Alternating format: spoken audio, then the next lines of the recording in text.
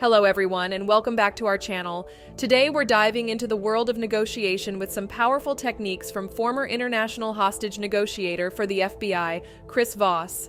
His book, Never Split the Difference, provides unique insights into successful negotiation. Let's get started.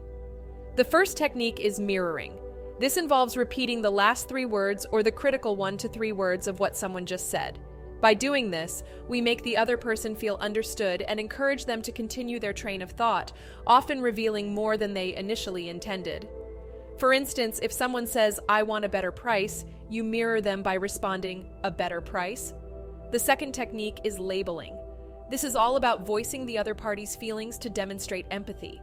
It seems like, it sounds like, or it looks like are great phrases to start your labeling sentence. So if you notice someone seems anxious, you might say, "It seems like you're anxious about this decision." This helps diffuse tension and keeps communication open. The third technique is tactical empathy. Here, you're not just understanding the other person's feelings, but conveying your understanding back to them. This mutual recognition builds trust and fosters collaboration. For example, "I can see how you might feel that way. It's a big decision and you want to make sure it's the right one." The goal here is to make the other person feel that their perspective is appreciated. The fourth technique is accusation audit. This involves anticipating objections and addressing them proactively.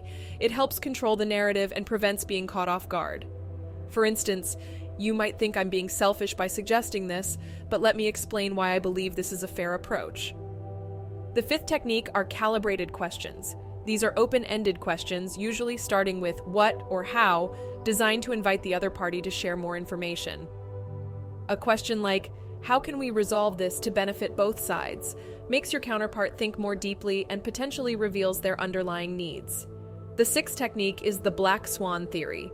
This involves looking for small, seemingly insignificant pieces of information that can drastically change the outcome of a negotiation. For instance, discovering that your counterpart is under time pressure could be a black swan that gives you an unexpected advantage in the negotiation. The seventh technique is the rule of 3. This rule is based on the idea that people are more likely to follow through with commitments if they make them at least 3 times. So, if you can get the other person to agree to something 3 times during a negotiation, they're more likely to stick to that agreement. The 8th technique is the Pinocchio effect. This suggests that liars tend to use more words.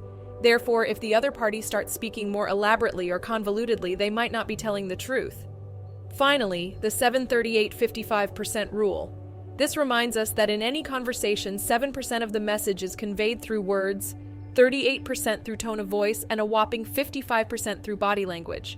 Keep this in mind, especially when you're negotiating face-to-face. And as a bonus, the bending reality technique. People tend to act more decisively to avoid losses than to achieve gains. By framing a negotiation in terms of what the other party stands to lose if an agreement isn't reached, you might be able to influence them to act in your favor. Well, there you have it, a deep dive into some of the key negotiation techniques from Chris Voss's Never Split the Difference. Remember, the goal of negotiation isn't to crush your opponent, but to navigate towards a solution that respects everyone's interests. If you found these insights from Chris Voss helpful, give this video a thumbs up, share with your friends, and don't forget to subscribe for more content like this. Until next time, stay curious, stay thoughtful, and as always, stay philosophical. See you in the next video.